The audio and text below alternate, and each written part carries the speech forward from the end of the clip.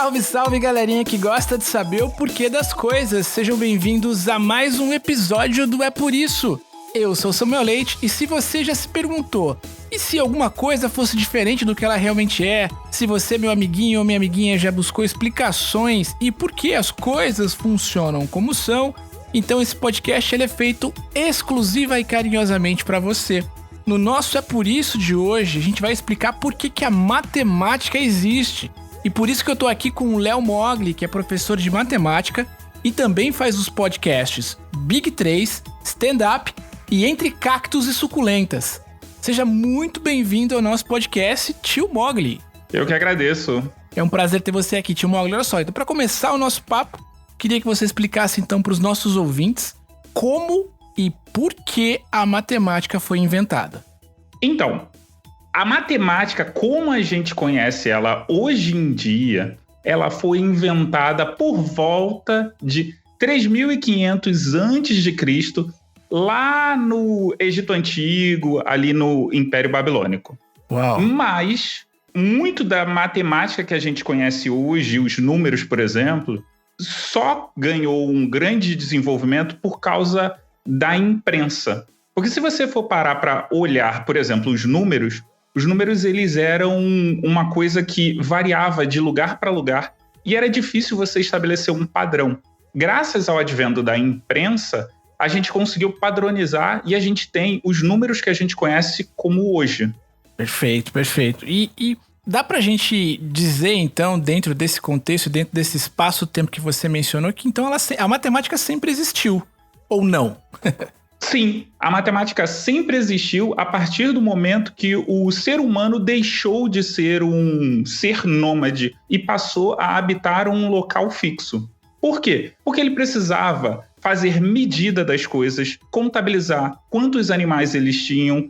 Tenta fazer isso sem você saber o conceito de número. Porque hoje em dia, a gente sabe o que significa 1, a gente sabe o que significa 10, 1 milhão, 50 mil, mas imagina que você tem alguma coisa na sua mão, uma quantidade, mas você não sabe o conceito de número. E você precisa falar para uma outra pessoa. Então, os humanos começaram a fazer paridade.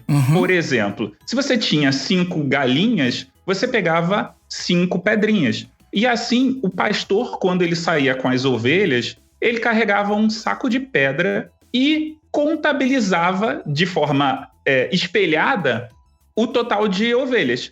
Se ele, quando voltasse, tivesse pedra sobrando no saco, significava que ele tinha deixado uma ovelha no meio do caminho. Então ele sabia que ele precisava voltar. Perfeito, perfeito. É um exemplo prático de aplicação da matemática, muito bom. E por que, Tio Mogli, que as pessoas, de maneira geral, acabam achando matemática uma coisa tão complicada? E eu me incluo, inclusive, nesse seleto grupo de pessoas que acham matemática uma coisa um pouquinho complicada. Samuel, você sabe falar alemão? Não. Só sei falar Duncan, que é obrigado, só isso. Então, a matemática, ela nada mais é do que uma linguagem. E quando você tenta ir para um outro país que você não conhece a linguagem, você não consegue se comunicar bem e você não consegue entender a estrutura da conversa. E a matemática, ela é uma linguagem que é cheia de estruturas que dependem de outras conexões. Ou, no caso da matemática em si, ela precisa de toda uma lógica que existe. É por isso que quando a gente aprende a matemática, a gente está sempre revisitando conceitos que a gente viu anteriormente. Porque é como se a gente estivesse construindo uma casa com vários tijolinhos. Existe uma teoria, ou não uma teoria, mas um dito popular, de certa forma, que é que a gente aprende um monte de fórmulas na escola, né, no colégio e tudo mais. Nossos amiguinhos e amiguinhas que estão ouvindo isso hoje, com certeza já vivem isso no dia a dia, mas tem muita gente que fala assim, mas isso não serve pra nada, tal. A gente sabe que, evidentemente, a matemática é fundamental na nossa vida, no dia a dia, mas aonde que a gente pode, de alguma forma, usar essas fórmulas todas que a gente aprende no nosso dia a dia, na prática? Então, Samuel, a gente não vai usar todas essas fórmulas que a gente aprende na escola. A ideia do ensino no Brasil é ele ser uma coisa mais completa. para que se você chegue lá na frente, na faculdade, e você, não é isso que eu quero fazer da minha vida, você não precise passar por todo o processo da educação novamente. Então você tem um conhecimento amplo sobre tudo. Talvez você não vai usar todas aquelas coisas que você aprendeu, mas talvez você pode usar. E tem uma outra coisa também que é importante, é que a ideia da matemática é que você consiga observar as coisas e definir padrões, definir regras, porque a matemática, ela quer que você entenda o mecanismo das coisas. É por isso que a gente aprende matemática e é por isso que a gente aprende todos os conceitos conectados a ela. Excelente. Na verdade, essa foi uma das melhores explicações que eu já ouvi sobre o porquê que a gente tem tanta fórmula e, de fato, e a gente vai usar ou não, enfim. Existe toda essa coisa, esse olhar, né? Não, você vai usar sim, então... E, de fato, a gente tem um ensino mais abrangente, né? Que nos prepara de maneira mais quantitativa, digamos assim, né? A gente absorve mais informação. E claro que a gente pode usar ela, sim. Depende muito da aplicação prática da vida de cada um. Mas é claro que isso quem vai dizer é o nosso futuro, efetivamente. Exato. Por exemplo, na biologia, a gente aprende o transporte do DNA e do RNA, mas não significa que a gente aplica isso na nossa vida. O que acontece é que a gente já tem um estigma tão grande na matemática que aí a gente só reforça essa questão de que eu não gosto, eu não vou usar isso pra nada. É, perfeito. Bom, você sabe, Tio Mal, que o nosso podcast ele é um exercício de imaginação e a gente invariavelmente coloca os nossos convidados em saias justas aqui com o objetivo prático de imaginar cenários hipotéticos, muitas vezes até caóticos. E aí, nesse caso, a gente gostaria de fazer essa pergunta pra você, que é: ao seu ver, o que aconteceria com o nosso mundo se não existisse matemática?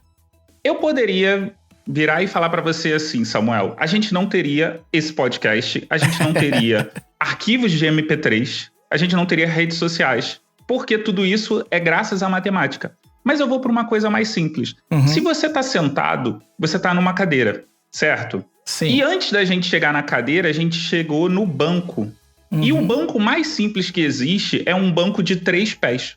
E esse banco de 3 pés, ele obedece um dos melhores e maiores conceitos da matemática, ao meu ver, porque independente de qual superfície você coloque esse banco, ele sempre vai estar equilibrado. Por quê? Na matemática, quando a gente está falando de geometria espacial, a gente tem um conceito que, por 3 pontos quaisquer no espaço, a gente só consegue passar um único plano.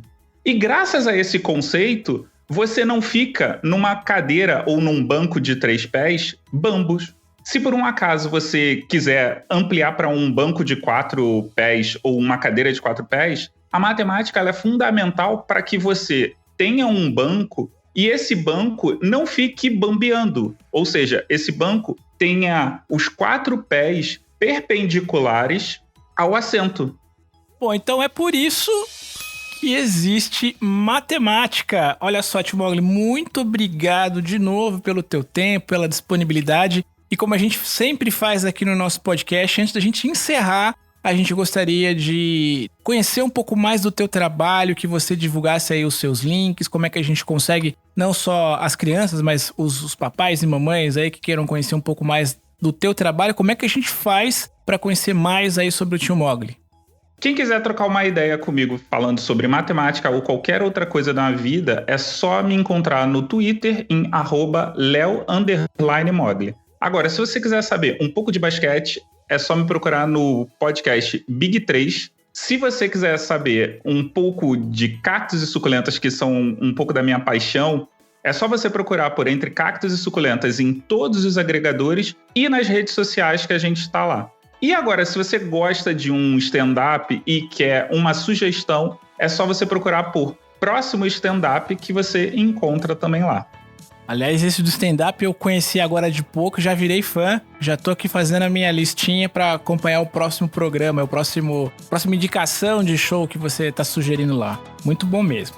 Legal, Tio Mogli, mais uma vez, obrigado aí pelo teu tempo, foi um prazer conversar contigo e até uma próxima oportunidade. Eu que agradeço. Chamando, tô aí.